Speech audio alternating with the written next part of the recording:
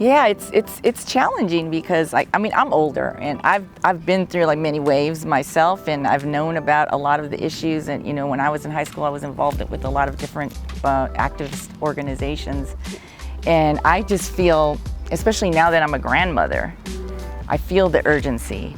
And and I've got new grandchildren coming in, and I know others who are like bringing children into this world, and I want things to be different. And we see again what happens when we we just sort of let problems fester, and it's a challenge because I want to push people like, come on people, we need you, but we're also learning about trauma and self-care and how we want to like step out of this like white supremacy sense of urgency and all these different things. So like to be able to balance that.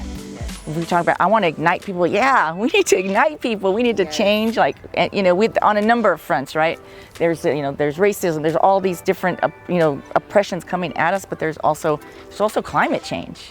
Yes. We had a day last year when everything was orange. Like I thought I was on Mars, and I got claustrophobic. I felt like I can't breathe, and I imagined like, the farm workers in the fields, like working with smoke bellowing, and all of the essential workers out there when the air was unhealthy for weeks. We couldn't come out. And I just thought, how many more years till the air is not breathable? And so there's so much urgency, and but at the same time it's like we're trying to heal, we're trying to like, there's like, I don't know where the balance is. Like I'm trying to feel like, where do you feel like the balance is?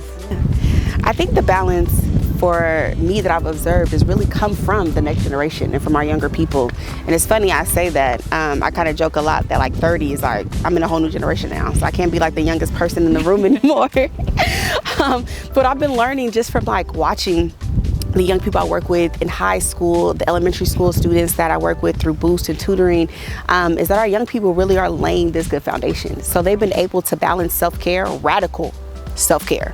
I mean, they will tell me real quick. I had a young lady tell me, I have 10 emotional minutes today.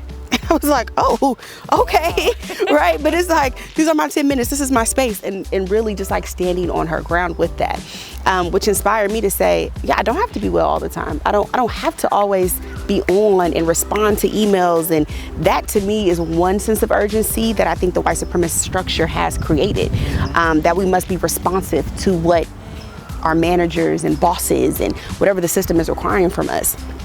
And I noticed that our young people are saying like, I need to rest. I am tired. I'm exhausted. I'm emotional, and I need to take space for myself.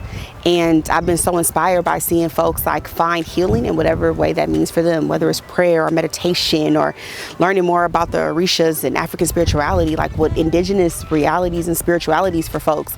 It's been really inspiring to see people tap in to something that has been really lost before. But then also their sense of urgency comes with like, there's a protest and a pandemic, what do I do? Right. Do I go out in the streets and do I say Black Lives Matters, or do I stay home because I'm afraid?